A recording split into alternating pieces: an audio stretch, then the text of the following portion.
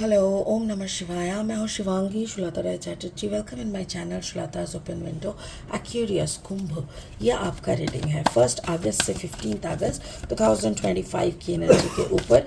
ये 3 कार्ड का रीडिंग है। इस रीडिंग में आपका love, relationship, career, finance, health, studies, overall energy सब कुछ हम लोग देखते हुए आगे बढ़ेंगे। इसके साथ साथ स्पिरिट का जो ब्लेसिंग कार्ड है वो भी रहेगा, उसको भी अच्छे से एनालिसिस करेंगे। तो चलिए एक्यूरियस देख लेते हैं आपके लिए कौन सा एनर्जी आ रहा है, ठीक है, और स्पिरिट का क्या प्लानिंग है आपको लेके for the month of August. Wow Aquarius, आप खुद अपने एनर्जी पे हो। This is for your love and relationship. इस कॉलम में आप खुद अपनी एनर्जी में बैठे हुए हो। That's really cool.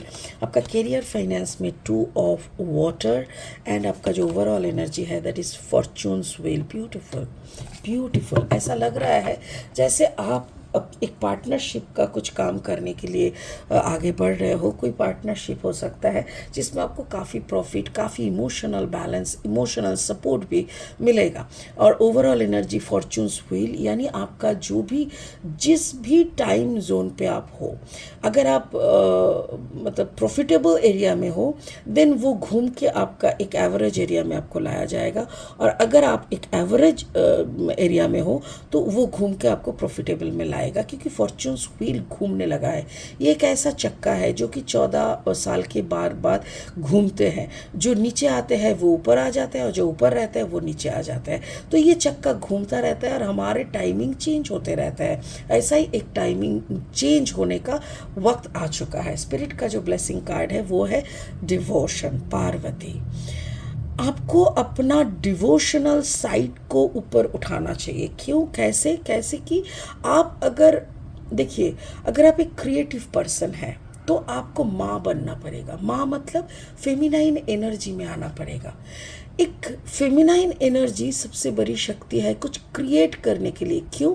क्योंकि एक माँ शक्ति ही एक बच्चे को जन्म देते हैं, यानी कि सबसे बड़ा क्रिएशन क्रिएट करते हैं। ठीक उसी तरह अगर आप क्रिएशन की जगत में हो तो आपको ऑब्वियसली मातृशक्ति, आपके अंदर की जो फेमिनाइन एनर्जी है उसको इंक्रीज करना पड़ेगा। Just a second. हाँ, तो एक्चुअली इस कार्ड का भी दिखा है जो मैंने बोला, बट ये कार्ड का एनर्जी आपके रीडिंग में कैसे आएगा, कितना एनर्जी लेके आएगा, वो हम बाद में देखते हैं, ठीक है। फिलहाल लेनॉर्मन डेक से 3 कार्ड लेते हैं रीडिंग को आगे बढ़ाने के लिए।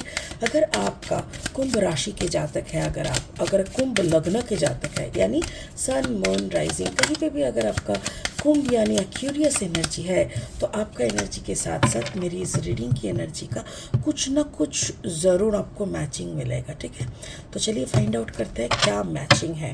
The snake energy, okay, and then the moon energy, very nice, and then the ring, fine, okay. तो मुझे ऐसा लग रहा है जैसे आप खुद के एनर्जी के साथ अलाइन हो रहे हो, खुद के अंदर की एनर्जी को पहचान रहे हो, जिनके साथ कोलैबोरेशन में काम कर रहे हो सकता है कि वो उनका कॉम्बिनेशन पाइसीज एनर्जी का हो।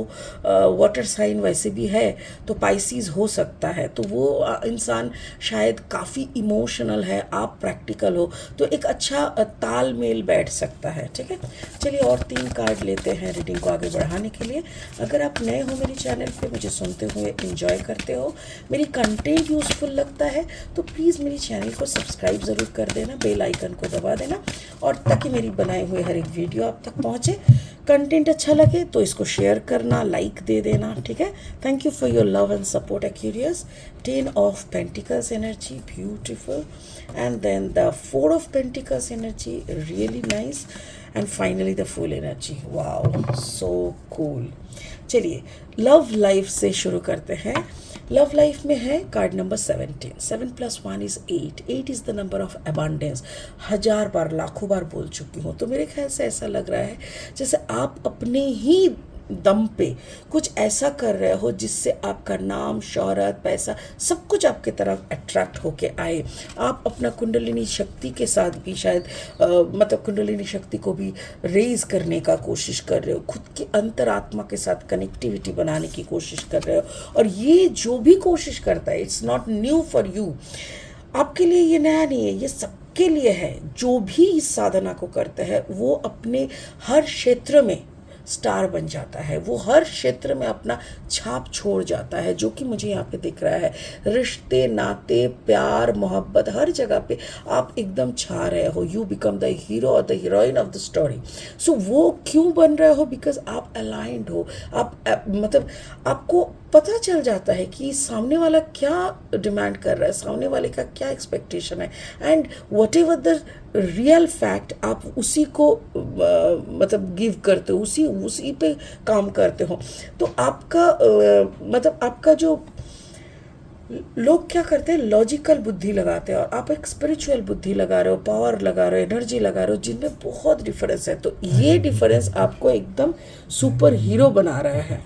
ओके, तो फिर दिस इज़ द थिंग कि आप अपने प्यार के क्षेत्र में एकदम स्टार बन के रह रहे हो। इवन आप अपनी अपनों के साथ भी बहुत अच्छे से रह रहे हो। आपका जो करियर फाइनेंस है उसमें कोई कोलैबोरेशन काम चल रहा है, पार्टनरशिप, कोलैबोरेशन, ऐसा कुछ तो चल रहा है। जिनके साथ आप पार्टनरशिप में हो या कोलैबोरेशन में हो सकता है कि वो बंदा का कॉम्बिनेशन कैप्रिकॉर्न है, पाइसीज है, ऐसा कुछ तो है। तो ऐसा अगर है तो फिर आप उनके साथ एक नया काम में कर रहे हो। It can be a new project. Card number 32, 3+2 = 5। ये कॉम्बिनेशन में शायद एक नया काज कुछ चल रहा है, यानी the person can be your boss, the person can be your partner, the person can be your any like आपका सबॉर्डिनेट हो सकता है, बट आप दोनों का तालमेल अच्छा बनेगा और दोनों मिलके अच्छा पैसा कमाओगे। इसमें ये भी दिख रहा है, हो सकता है कि घर से दूर जाके आपका काम लग रहा है। हो सकता है कि आपका वो प्रोजेक्ट के लिए आपको इंडिया के बाहर या बाहर से इंडिया आना, ऐसा कोई जगह पे मतलब दूसरा कॉन्टिनेंट पे जाना पड़े। या तो फिर जैसे आप दिल्ली का लड़का हो, आपको भेज दिया क्या बोलते हैं गुजरात में, या आपको भेज दिया बॉम्बे में, ऐसा भी हो सकता है। बट मुझे थोड़ा डेजर्ट टाइप का एरिया दिख रहा है। हो सकता है जैसे सऊदी में आपको भेज दिया कोई प्रोजेक्ट लेके, आपको बॉम्बे में भी भेज सकते हैं, क्योंकि वहाँ पे रेत भी है, समंदर भी है। तो जो भी है घर से दूर, इवन घर में रह के जो सैलरी पैकेज आपको मिलता है, आप जब प्रोजेक्ट लेके दूसरी जगह पे जा रहे हो तो वहाँ का पेमेंट स्केल भी आपके लिए काफ़ी अच्छा है। So this is the difference also in your career and finance.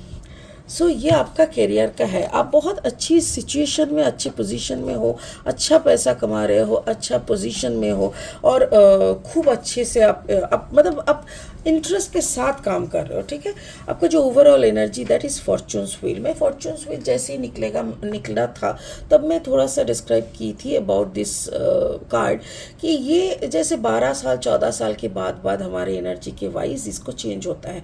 अगर पिछले 14 साल से आप बहुत सुखी थे, बहुत इंजॉयमेंट किए लाइफ में, तो आने वाले 14 साल आपको वक्त, यूनिवर्स, दुनिया मिलके आपको कुछ सिखाएंगे, आपका मेच्योरिटी लेवल बढ़ाएंगे। और जब सीखने का ट्यूशन लगता है ना यूनिवर्स का, तो वो थोड़ा टाइम टफ चलता है, चारों तरफ से मुक्का मुक्की ये सब चलता है। तो उसको आपको एक्सेप्ट करना पड़ेगा, क्योंकि आपने खुशी को एक्सेप्ट किया है, मज़े को एक्सेप्ट किया है, तो इसको भी एक्सेप्ट करना पड़ता है। कोई बड़ी बात नहीं है। मेरे ख्याल से इसमें रिश्ते की कुछ हो सकता है कि आपकी शादी का बात हो। अगर शादी का बात हो रहा है तो कोशिश कीजिएगा कोई ऐसे इंसान से शादी करने जो आपको डोमिनेट ना करे, बिकॉज आपके यहाँ पे दिख रहा है, क्योंकि आपका जो टाइम फ्रेम आ रहा है उसमें आप डोमिनेटेड होते हुए दिख रहा है। अगर आपका लाइफ पार्टनर डोमिनेटिंग कैरेक्टर के हो जाते हैं तो ज़िंदगी आपकी 14 साल के बाद भी चेंज नहीं होने वाला है। सो थोड़ा सा सावधान के साथ आगे बढ़िएगा। ऊपर वाले पे भरोसा रखिए विद गुड अफर्मेशन। भगवान को हर वक्त प्रेयर करिएगा कि ऐसा कुछ मत देना जो कि ज़िंदगी भर झेलना मुश्किल हो जाए। तो वो चीज़ को दिमाग में रखते हुए काम काज सब कुछ आप एकदम स्टार हो, स्टार बुझनी नहीं चाहिए, आपकी रोशनी बुझनी नहीं चाहिए। इस पे आपको फोकस रखना पड़ेगा। ठीक है, तो इसी के साथ मुझे ऐसा लग रहा है कि आपको थोड़ा ज़्यादा एफर्मेशन करना चाहिए। लाइक कैसा एफर्मेशन, एकदम ईजी सा एक ले लेते हैं, जैसे I am intelligent, I am focused, I am blessed, I can do anything. ऐसा एक सेंटेंस, इसको आप 1000 बार बोलते रहिए। I can do anything, I am focused, I am intelligent, I am blessed. तो जो इंसान ब्लेस्ड है, जो इंसान फोकस्ड है, जो इंसान इंटेलिजेंट है और जो कुछ भी करने के लिए तैयार है, उसके सामने कोई भी कुछ भी बाउंड्री बन के नहीं आता है। ठीक है। स्पिरिट का जो ब्लेसिंग कार्ड है वो है डिवोशन। आपका डिवोशन लेवल को अप करना होगा, जो कि मैंने बोला है क्रिएशन।